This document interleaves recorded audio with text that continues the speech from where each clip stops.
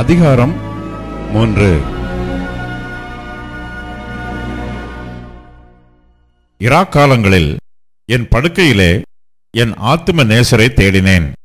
தேடியும் நான் அவரை காணவில்லை. நான் எழுந்து நகரத்தின் வீதிகளிலும் தெருக்களிலும் திரிந்து என் ஆத்தும நேசரை தேடுவேன் என்றேன். தேடியும் நான் அவரை காணவில்லை. நகரத்திலே திரிகிற காவலாளர் என்னை கண்டார்கள். என் ஆத்தும நேசரை கண்டீர்களா என்று அவர்களை கேட்டேன். நான் அவர்களை விட்டு கொஞ்ச தூரம் கடந்து போனவுடனே என் ஆத்தும நேசரை கண்டேன். அவரை நான் என் தாயின் வீட்டிலும் என்னை பெற்றவளின் அறையிலும் கொண்டு வந்து விடுமட்டும் விடாமல் பற்றி கொண்டேன்.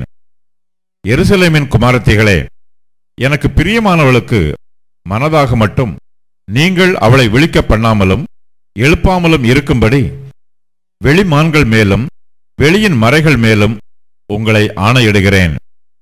வெள்ளை போளத்தினாலும் சாம்பிராணியினாலும் வர்த்தகருடைய சகலவித கந்த பொடியினாலும் உண்டாகிய வாசனையை வீசி தூபஸ்தம்பங்களைப் போல் வனாந்திரத்திலிருந்து வருகிற இவர் யார்?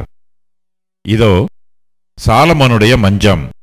இஸ்ரவேலின் சௌரியவான்களில் 60 சௌரியவான்கள் அதை சுற்றி நிற்கிறார்கள். இவர்கள் எல்லாரும் பட்டயம் பிடித்து யுத்தத்துக்கு பழகினவர்களாயிருக்கிறார்கள். இராக்கால பயத்து நிமித்தம் அவனவனுடைய பட்டயம் அவனவன் அறையில் இருக்கிறது. சாலமோன் ராஜா தனக்கு லீபனோனின் மரத்தினால் ஒரு ரதத்தை பண்ணுவித்தார். அதன் தூண்களை வெள்ளியினாலும் அதன் தட்டை பொன்னினாலும் அதன் ஆசனத்தை இரத்தாம்பரத்தினாலும் பண்ணுவித்தார். அதன் உட்புறத்திலே எருசலேமின் குமாரத்திகளின் நிமித்தம் நேசம் என்னும் சமுக்காலம் விரித்திருந்தது. சீயோன் குமாரத்திகளே, நீங்கள் புறப்பட்டு போய் ராஜாவாகிய சாலமோனின் கல்யாண நாளிலும் மனமகிழ்ச்சியின் நாளிலும் அவருடைய தாயார் அவருக்கு சூட்டின முடியோடு இருக்கிற அவரை பாருங்கள்.